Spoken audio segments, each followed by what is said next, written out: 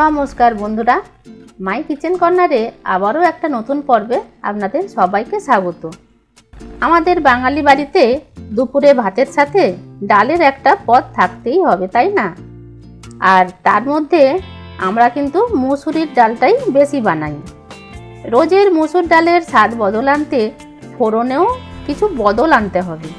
কি সেই বদল, আসুন দেখে নেওয়া যাক আজকের রেসিপিটিতে। তো প্রথমেই আমি মুসুরির ডাল নিয়েছি 100 গ্রাম। ভালোভাবে পরিষ্কার করে ধুয়ে নিয়ে ভিজিয়ে রেখেছিলাম আধ ঘন্টা আগে। এখন আমি ডালটা সেদ্ধ করে নেব। তার জন্য কড়াতে জল বসিয়ে দিয়েছি, আর জলটা গরম হয়ে গেলে ডালটা দিয়ে দিলাম। ডাল সেদ্ধর সময় এই রকম যদি ফেনা আসে, এই ফেনাগুলো কিন্তু অবশ্যই তুলে ফেলে দিতে হবে। এই ফেনাগুলো থাকলে ডালের স্বাদ কিন্তু ভালো হয় না। ফেনাগুলো ফেলতে ফেলতেই কিন্তু ডালটা ফুটেও গেছে। আমি লবণ আর অল্প হলুদ দিয়ে দিলাম। ডালটা এই রকম সেদ্ধ হয়ে গেলে ডাল কাটা দিয়ে আমি ডালটা ঘুটে নিলাম।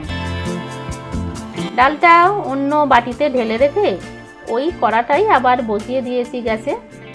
ডালটা ফোড়ন দেব, তার জন্য সর্ষের তেল দিলাম, আর ফোড়নের জন্য দিলাম গোটা জিরে আর একটা শুকনো লঙ্কা। ফোড়নটা 10 থেকে 12 সেকেন্ড নাড়াচাড়া করার পর দিয়ে দিলাম পেঁয়াজ কুচি। একটা মিডিয়াম সাইজের পেঁয়াজ আমি কুচি করে নিয়েছি, সেই পেঁয়াজটা দিয়ে ভেজে নেব। পেঁয়াজটা হালকা ভাজা হয়ে যাওয়ার পর দিয়ে দিলাম টমেটো কুচি।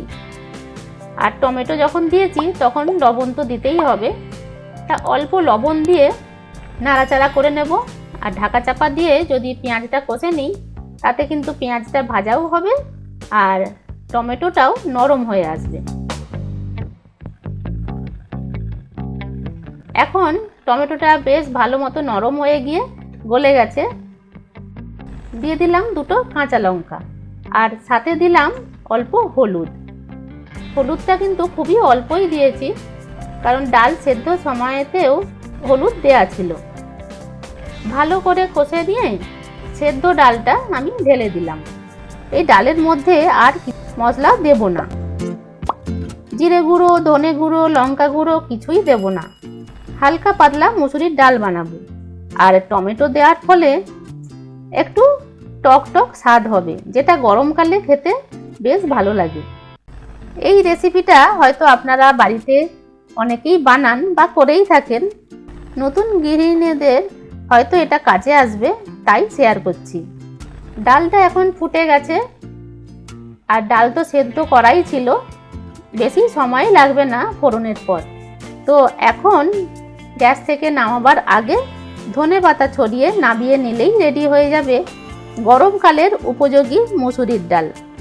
গরমকালে গরম ভাতের সাথে একদম পারফেক্ট একটা পদ।